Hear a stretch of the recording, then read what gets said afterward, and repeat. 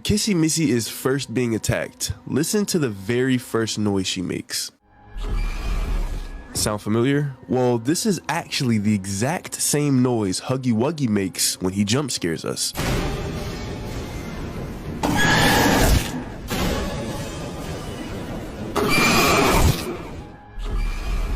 But why would Kissy Missy make this noise in the first place? Well, lots of people are led to believe that it was actually Huggy Wuggy himself that made the first noise. But if we were to assume that both of them were in the room, then it would make the rest of the attack make zero sense. On top of the screaming, you can hear Kissy Missy stomping around, but you can't hear any other footsteps. If Huggy Wuggy was the one to attack her, the footsteps would have been either doubled or a lot more rapid.